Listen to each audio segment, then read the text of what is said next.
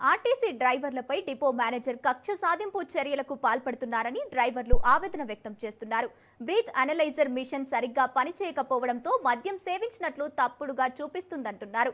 Depot manager విధులకు తీసుకోవడం లేదని డ్రైవర్లు వాపోతున్నారు. ఆర్టీసీ డ్రైవర్ల ఆందోళనకు సంబంధించి మరింత సమాచారాన్ని మా ప్రతినిధి అరుణ్ కుమార్ అందిస్తారు. మంచిర్యాల ఆర్టీసీ డిపో ముందు ఆర్టీసీ డ్రైవర్లు అయితే బస్సులు నిలిపివేసి కూడా ఉదయం నుంచి కూడా ఇప్పటి వరకు కూడా ఆందోళన అయితే చేపట్టిన పరిస్థితి అయితే బ్రీత్ అనలైజర్ పని చేయకపోవడంతో కూడా మద్యం తాగకుండా కూడా సేవించినట్టు వస్తుందంటూ కూడా డ్రైవర్లు ఆందోళన చేస్తున్నారు. అధికారులు వేధింపులకు గురి చేస్తూ కూడా ఏదైతే బ్రీత్ అనలైజర్ను చెక్ చేసిన తర్వాత మద్యం దాంట్లో వస్తున్నట్టు రావడంతో కూడా ఏదైతే విధులకు కూడా తీసుకోకుండా ఇబ్బందులకు గురి చేస్తూ ఉన్నారని చెప్తున్నారు. ముఖ్యంగా బ్రీత్ అనలైజర్ను మార్చాలంటూ కూడా వీళ్ళు డిమాండ్ చేస్తున్నటువంటి పరిస్థితి. దీనికి సంబంధించి కూడా ఇప్పటికే ఉదయం నుంచి కూడా బస్సులు నడవకపోవడంతో కూడా ప్రయాణికులు ఇబ్బంది పడుతున్నటువంటి పరిస్థితి కొనసాగుతుంది. దీనికి సంబంధించి మనతో మాట్లాడడానికి ఆర్టీసీ కార్మికులు ఉన్నారు, నిజంగా కూడా డ్రైవర్లు ఉన్నారు, కార్మికులు ఉన్నారు. వాళ్ళని అడిగి మరిన్ని వివరాలు తెలుసుకుని బ్రదర్ చెప్పండి, ఏంటి ప్రధాన సమస్య ఏంది? 8 తారీఖు రోజు రాజమల్ల అనే డ్రైవరు డ్యూటీకి వచ్చిండు. డ్యూటీకి వచ్చిన తర్వాత ఆయనకు బ్రీత్ అనలైజర్ పెడితే చూపించింది 57 చూపించింది. 57 చూపించిన తర్వాత ఆయన ఆగిండు. సార్ నేను తాగలేదు అన్నా కానీ వీళ్ళు వినలేదు. వినకుండా మా బ్రదర్ ఫోన్ చేసి ఫోన్లోనే అడిగిండు. అడిగితే ఇంకోసారి ఛాన్స్ ఇవ్వమని చెప్పారు. సరే అన్నాడు. ఆయన 10ంటికి మళ్ళీ మేము వచ్చిన తర్వాత డిఎం గారిని బతిలాడడం అన్నీ చేయడం, ఎన్ని చేసినా కానీ ఆయనే స్పందించకుండా కానీ నిన్న సాయంత్రం కూడా రాత్రి 8 గంటల వరకు కూడా ఆయనను డిఎం గారితో మాట్లాడడం జరిగింది.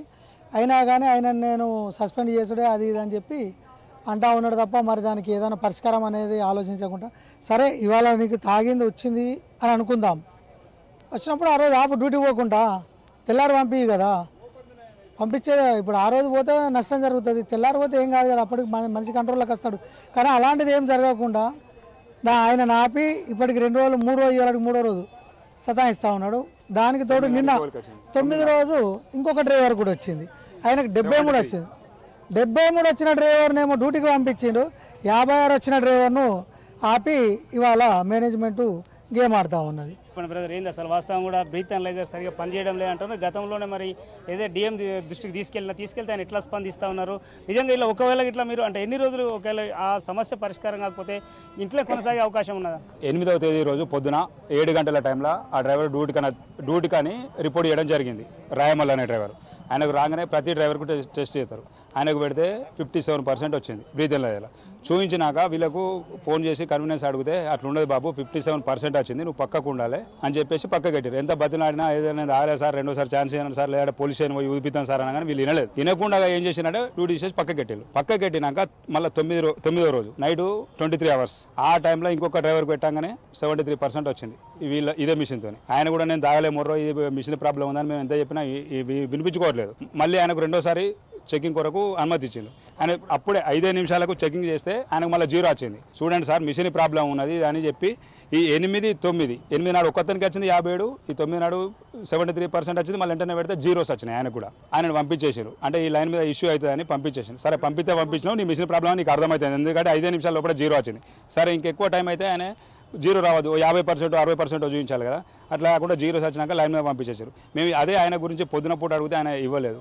కాకపోగా మళ్ళీ నేను తర్వాత పంపిస్తాను నిన్న 10 తారీఖు. అయితే ఆయన వచ్చినాక ఈయనను కూడా ఇవ్వండి సార్, ఎందుకు ఈ ఇష్యూస్ అంతే, ఎందుకంటే ఆయన చెప్పినట్టు ఈయన మీరు ఏం చేసుకుంటూ చేసుకోపోనే కాడికి వచ్చింది. బ్రీతింగ్ మిషన్ తోటి ఎన్నులో వణుకు పుడుతుంది సార్. డ్యూటీ రావాలన్నా కూడా ఇంట్రెస్ట్ పోతుంది. ఇక్కడికి వచ్చేసరికి మాకు ఏమవుతుందో అసలు ఊదాలంటే కూడా చాలా భయం అవుతుంది సార్. డ్యూటీకి రావాలంటే కూడా చాలా వణుకు పుడుతుంది.